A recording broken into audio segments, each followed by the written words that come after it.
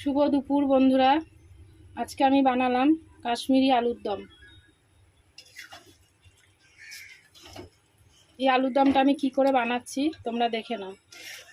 High বন্ধুরা, দেখো আজকে আমি বানাচ্ছি আমিষ কাশ্মীরি আলুর দম। কাশ্মীরি আলুর দমটা নিরামিষ না, আমিষ। পেঁয়াজ আদা রসুন দিয়েই করব, একটু অন্যরকম ভাবে।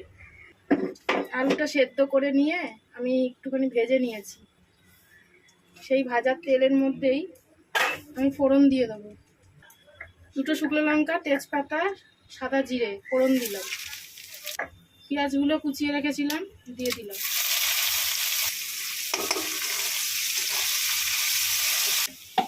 আলুটা ভাজার সময় আমি নুন দিয়েছিলাম, তাই পেঁয়াজটা ভাজার জন্য আমি অল্প নুন দিলাম, মশলা কষানোর জন্য।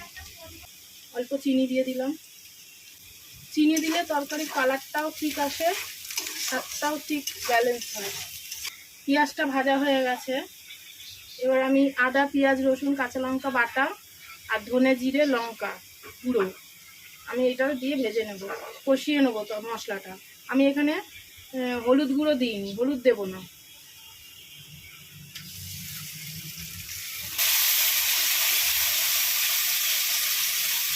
আমি এমনি ডেলি লাইফে যা যা রান্না করি সেইগুলোই মোটামুটি ফেসবুকে, ইউটিউবে বা ইনস্টাগ্রামে ছাড়ার চেষ্টা করি। আমি ইনস্টাগ্রাম, ফেসবুক, তারপরে ইউটিউবে ছাড়বো বলে ভালো রান্না করব একদিন, তা কিন্তু না।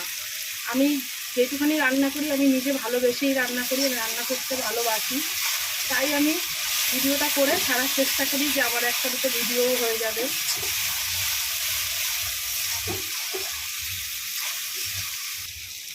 আমি ডেলি লাইফে যা যা রান্না করি, ধরো আমার ঘরে আমি যেটুখানি রান্না করি, সে খারাপ রান্নাই হোক আর ভালো ভালো রান্নাই হোক, সেগুলো আমি তোমাদের সাথে শেয়ার করার জন্যই ভিডিওটা করি।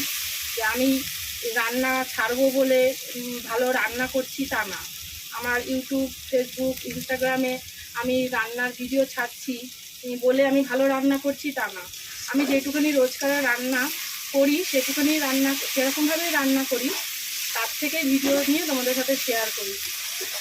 আমার রান্না করতে ভালো লাগে, তাই আমি ভিডিও তুলে শেয়ার করি, রান্না করি।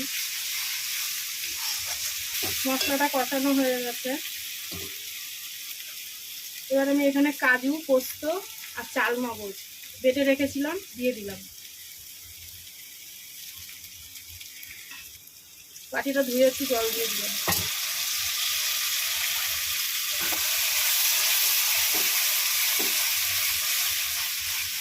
তোমরা দেখবে আমার ফেসবুক আইডিতে, এমনকি যেদিনকে আমি ডাল আলু সেদ্ধ রান্না করি সেটাও আমি তোমাদের কাছে ভিডিও শেয়ার করি।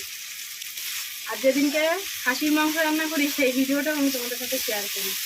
মশলাটা কষানো হয়ে গেছে, কাঁচা ভাবটা চলে গেছে। এবার আমি আলু দিয়ে কষিয়ে নেব।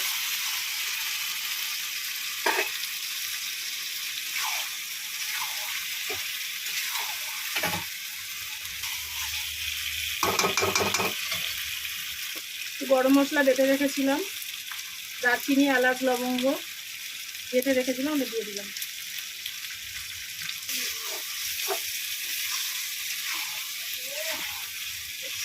আলুটা দিয়ে কষানো হয়ে গেছে। এবার আমি জল দেবো না, এক বাটি দুধ দেবো, এটা প্যাকেট দুধ।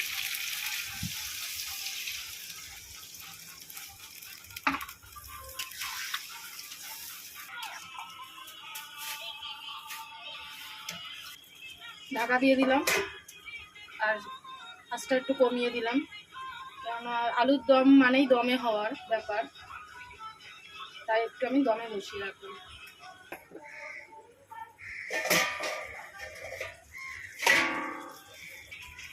আমি একটা আলু তোমাদেরকে কেটে দেখাচ্ছি কতটা সফট হয়েছে।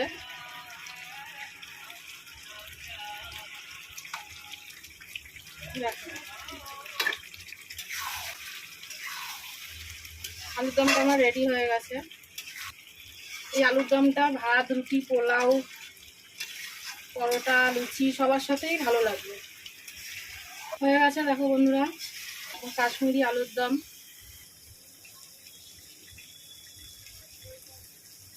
রাখছি বন্ধুরা, সবাই ভালো থেকো, সুস্থ থেকো, অবশ্যই সবাই সবার পাশে থেকো।